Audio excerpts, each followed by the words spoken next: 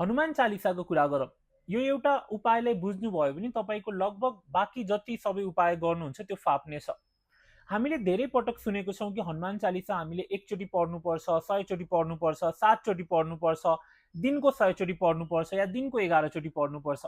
तर यो खासै जरुरी चाहिँ छैन। यसरी दुई तरिकाले उपाय गर्न सक्नुहुन्छ। एउटा योगिक तरिकाले, जुन कि तपाईँ हुनुहुन्न, तपाईँ गृहस्थ जीवनको मान्छे हुनुहुन्छ, सो तपाईँको लागि दोस्रो अप्सन नै बेटर हुन्छ, गृहस्थ जीवनवाला। अब योगीहरूले जतिसुकै पढे पनि केही फरक परेन। उनीहरूले त्यो मन्त्रलाई, हनुमान चालिसालाई ग्र्याटिट्युड मन्त्रको अनुसारले पढे पनि, रटेर पढे पनि, उनीहरूको एउटा माइन्डसेट हुन्छ कि मैले हनुमानको नाम लिइरहेको छु जसरी भए पनि। तर गृहस्थ जीवनको मान्छेले जहिले पनि हनुमान चालिसालाई चाहिँ एउटा आभार व्यक्त गर्ने मन्त्रको आधारमा, एउटा गीतको आधारमा चाहिँ पढ्नुपर्ने हुन्छ। अब आभार व्यक्त गर्दाखेरि तपाईँले त्यसको मिनिङ त बुझ्नै पर्ने भयो। जस्तै कि जय हनुमान ज्ञानगुण सागर, जय कपीस तिहु लोक उजागर। अब यो एक लाइनमा तपाईँहरूमध्ये कतिजनालाई कपीसको मिनिङ थाहा छ? कसैलाई पनि लगभग थाहा हुँदैन। 99% मान्छेलाई त थाहा हुँदैन, 1% मान्छेलाई थाहा हुन सक्छ कपीस भनेको के हो भनेर। अब हाम्रो पहिलो लाइनमै हामीले मिनिङ बुझेको छैनौँ। र मलाई धेरै मान्छेले आएर भन्नुहुन्छ, गुरु म त हनुमान चालिसा धेरै पटक पढ्छु, हनुमान चालिसा यति पटक पढिरहेको छु, हनुमान चालिसा, हनुमानजीको त म धेरै ठुलो भक्त हो। तर तपाईँले आभार व्यक्त गर्दाखेरि तपाईँले मिनिङ नै बुझ्नु भएको छैन भने त्यसलाई तपाईँले कनेक्ट कसरी गर्नुहुन्छ हनुमानजीसँग? सो तपाईँले सबसे फर्स्ट कुरा मिनिङ बुझ्न सुरु गर्नु पर्यो। हनुमान चालिसाको तपाईँ 2 लाइन पढ्नुहोस्, 10 लाइन पढ्नुहोस्, तर त्यसको पहिला मिनिङ बुझ्नुहोस्।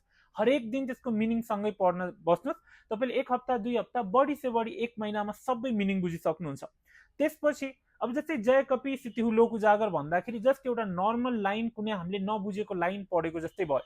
तर कपीसको मिनिङ यदि तपाईँलाई थाहा भयो कि बाँदरहरूको राजा, या बाँदरहरूमा सबभन्दा सुन्दर, या सबैभन्दा बाँदरहरूमा चलाक, यो यदि बुझिसकेपछि अब जय कपीस तिहु लोक उजागर भन्दाखेरि हे बाँदरहरूमा सबभन्दा सुन्दर, तिम्रै कारणले तिनहु लोक उज्यालो छ।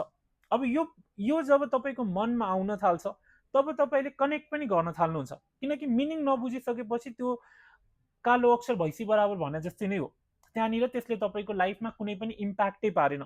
सो कुनै पनि उपाय गर्दाखेरि या कुनै पनि भजन, स्तोत्र, मन्त्रहरू पाठ गर्दाखेरि तपाईँले चाहिँ पहिला त्यसको मिनिङ बुझ्न खोज्ने, र मिनिङ बुझिसकेपछि त्यसको हरेक अर्थलाई तपाईँले मनसँग कनेक्ट गर्न थालिसकेपछि, आफ्नो भाषामा बुझिसकेपछि त्यो पढ्नुभयो भने त्यसको फाइदा तपाईँलाई धेरै हुन्छ एज कम्पेयर टु तपाईँको जसरी नर्मल पढिरहनु भएको छ या रटिरहनु भएको छ।